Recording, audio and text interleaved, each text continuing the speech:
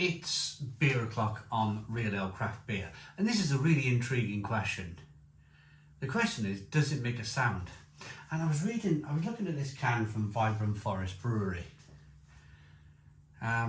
with Brewser, and it's a man in a spacesuit.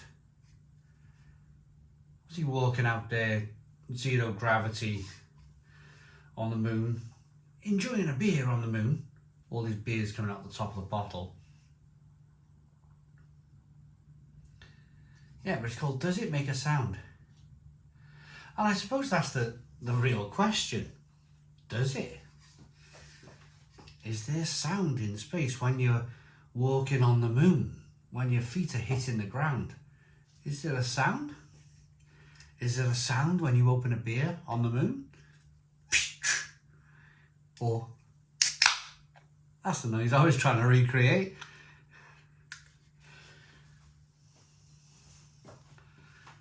I don't know. I'm presuming it does because it's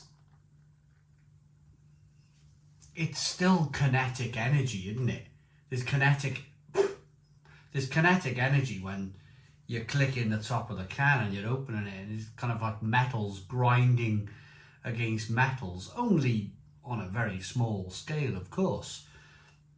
And there's, you're talking about a 12-stone man, his foot hitting the ground in a big heavy spacesuit against the density of the moon's surface. Surely a sound is made. But I mean, I'm no expert. If there's counter arguments against it, then I'd love to know.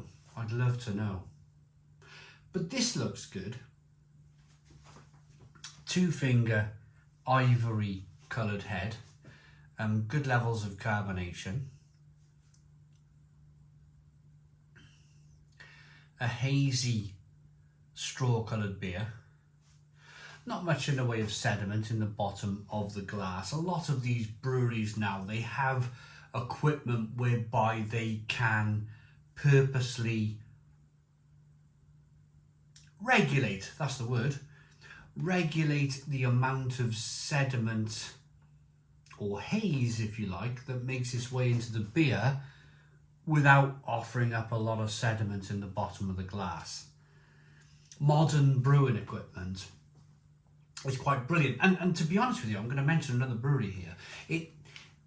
Brewdog, when they built their Ellen Brewery, fun fact this, when they built their Ellen Brewery, they were producing kind of like, almost like, if you think of Punk IPA back in the day, it was almost quite clear, wasn't it? It was almost like that kind of American style golden amber clear coloured liquid, which was very popular back in 2010. Then all of a sudden, it was almost as if as soon as Brewdog opened their brand new kind of Ellen Brewery, that everything became hazy. And I reckon it took Brewdog a good 2 or 3 years before they were able to kind of implement that haze for days, haze craze part of craft beer, whereby now most of Brewdog's beers are now hazy. But it took them a long time. I remember when they were trying to kind of like make Punk IPA this hazy looking liquid, there was times where it was looking a bit kind of murky and a bit awkward looking, and that was because they were probably installing equipment to the brewery, having to retrofit a brand new brewery to be able to create that kind of haze in the beer. I do remember that time. But of course, new breweries now that come along over the last 10 years, they think, we need to be able to create modern beer. So they built their breweries on hazy beer, or to be able to create hazy beer. This looks good. It looks really good, this one. And let's get the aroma.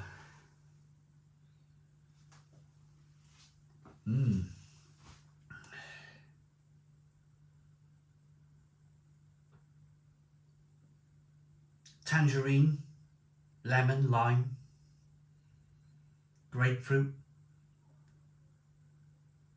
passion fruit, mango,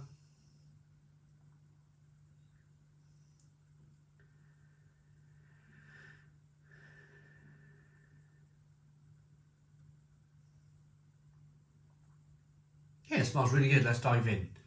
Cheers, everybody.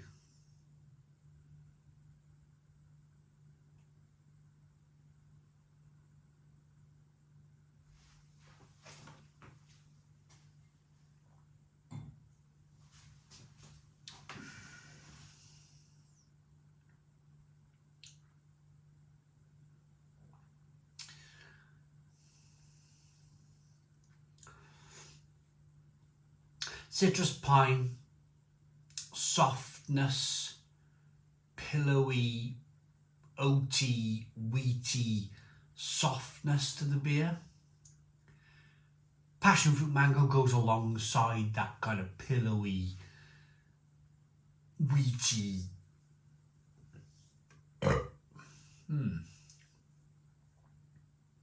flavour, feeling.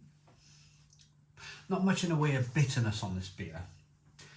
I've been quite, I mean, Vibrant Forest were nice enough to send me a load of beer around the Christmas period. I'm actually reviewing this beer New Year's Eve. It'll be released sometime in January 2025 now. But I've been very complimentary to Vibrant Forest recently in terms of like the amount of bitterness the amount of IBUs and bitterness that are in their beers. I've always been a fan of Westies. I've always been a West Coast IPA fan, and there seems to have been a little bit of a resurgence in West Coast IPA in 2024. Certainly kind of from the summer onwards. I started to see them in York when I went to Brew York in the summer. There was a lot of talk about the big comeback of West Coast IPA, and then of course it's like you're waiting for that tsunami. That's what I found with craft beer. When you hear a lot of talk, when you hear a lot of grapevine talk in the industry, you then wait, and you're almost looking at the tide, waiting for it all to go out, and then a big rush of a wave coming over you of all of these new West Coast style IPAs. And fair play to Vibrant Forest Brewing Company, we've had a lot of them. I've reviewed over the last few days quite a lot of kind of nice bitter, lovely, still with lots of flavour in the middle, but then a big bitterness on the back end from their beers. But this is probably, isn't it amazing? This is probably a little bit more kind of old school now. New England IPA.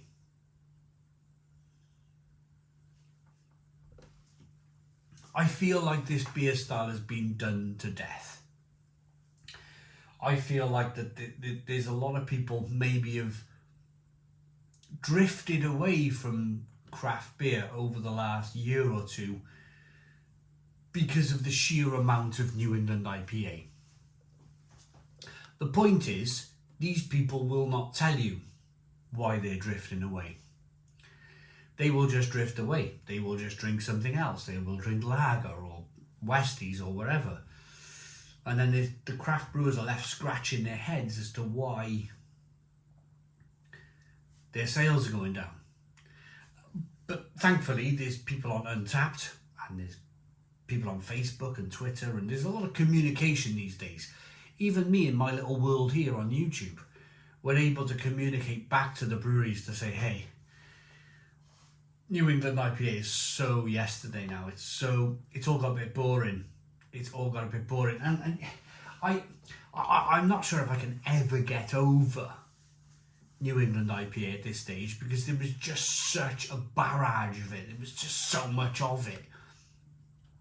Year after year after year, from 2015 onwards, it's all been about cloudy IPA. And it just got to the point where I got really bored by it. But thankfully, West Coast is back.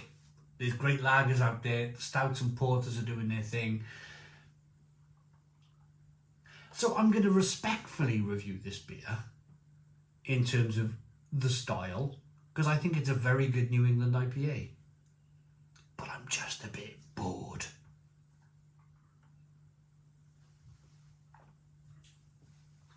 As a New England IPA, It's really solid. It's really drinkable. It's really refreshing. 8 out of 10.